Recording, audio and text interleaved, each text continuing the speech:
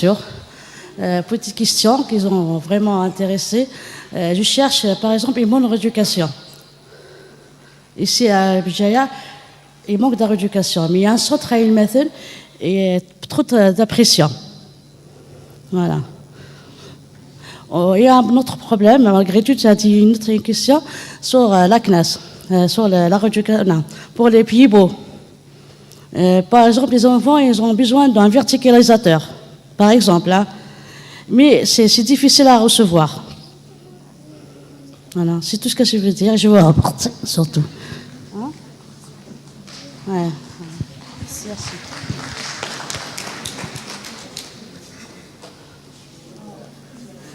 Donc, je voudrais juste revenir sur la prévention. Donc, vous parlez du centre d'Il Maten. Actuellement, le centre d'Il Maten, bien sûr, avec l'aide du professeur Danoun de Tliba, donc il y aura des formations qui vont être faites par rapport donc, aux besoins pour la rééducation pour le spina bifida à Il Maten. Donc, je vous apprends que nous sommes en train de faire l'extension d'Il Maten pour pouvoir répondre à vos besoins également là-bas. Donc, ces jours-ci, on va recevoir 2 blocs nouveaux également, donc pour essayer d'apporter justement ce qui est nécessaire par rapport à la rééducation. Et probablement, par la suite, il faudra qu'il y ait un transport qui va assurer, ça aussi je connais le problème, qui va assurer le transport pour pouvoir prendre les malades au niveau d'Il Maten par rapport à leur rendez-vous. Moi, je pense que la CNAS, elle pourra aider justement ces malades avec le transport sanitaire. Je crois que peut-être, je ne sais pas s'il y a quelqu'un de la CNAS ici, mais on va essayer de voir ce qu'on pourrait faire par rapport à ce transport au niveau du centre de rééducation d'Il Maten. J'espère que j'ai répondu à votre question. Merci.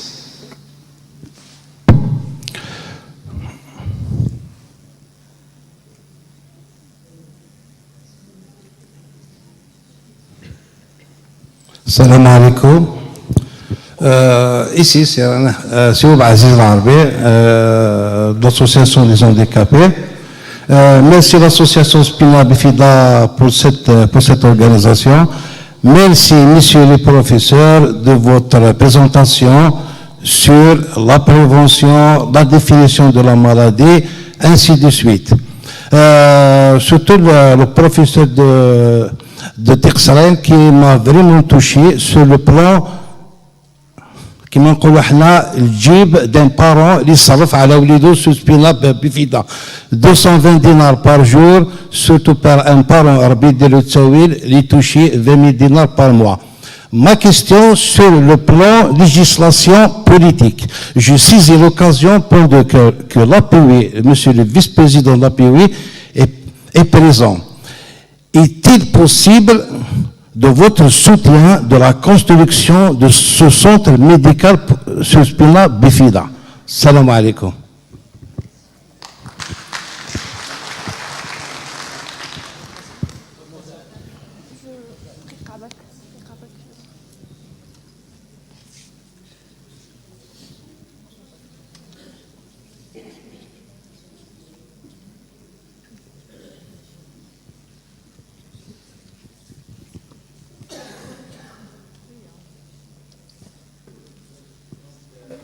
Puisqu'il est interpellé, il y a un contretemps, il y a les directeurs du wilaya qui vont intervenir tout à l'heure, on ne va pas les retenir comme on a cumulé plus d'1 heure de retard.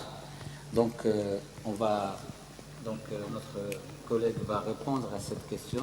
Après, on va prendre la pause café et on aura à reprendre le débat après, si vous permettez. Merci, professeur.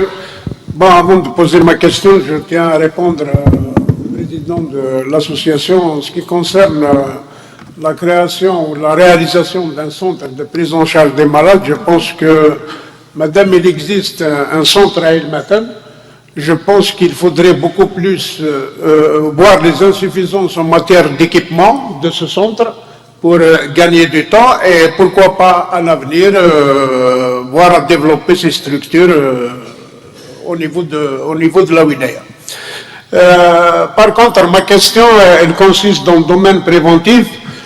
D'abord, je remercie tous les professeurs qui ont intervenu. Bien que les interventions ont été brèves, on aurait malheureusement, c'est une question de temps, on aurait pu, mais on a vu quand même des images assez vraiment choquantes en ce qui concerne cette maladie.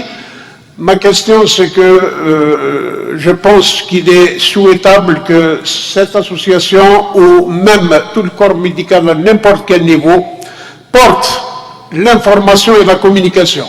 Certes, les présents ont pris connaissance de cette maladie, mais je vous assure que peut-être à l'échelle wilaya, même à l'échelle nationale, c'est une maladie qui n'est pas, disons, portée à la connaissance notamment des femmes, puisque le problème, la cause de ces maladies, c'est la prévention.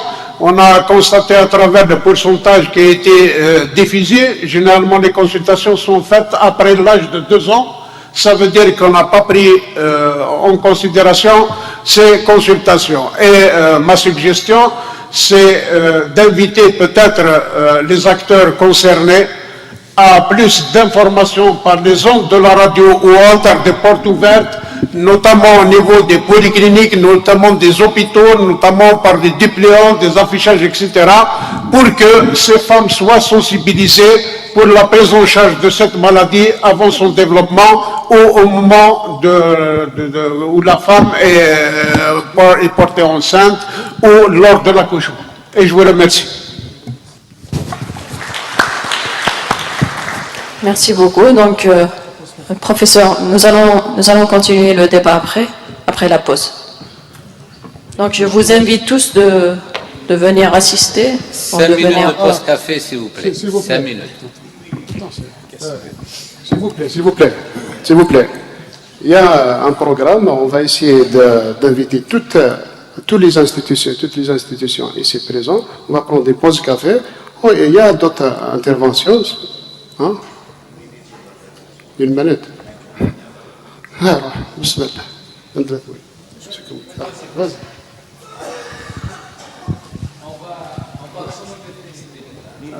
Vas-y. Allez, 1, 2, 3, top. S'il vous plaît, je voudrais intervenir sur la conception de la prévention. Il faut distinguer la prévention de l'anémie chez la femme enceinte, tout au long de la grossesse, avec toutes les complications pour la femme et l'embryon et le fœtus, et puis la prévention de la spina bifida ou du spina bifida. Dans le spina bifida, au fait, on parle d'une prévention périconceptionnelle, ça veut dire bien avant la conception. Dans le cas où c'est programmé, effectivement, on saura que c'est programmé, on commence bien avant. Mais dans d'autres cas comme ça, on n'a pas pu ni programmer ni arrêter.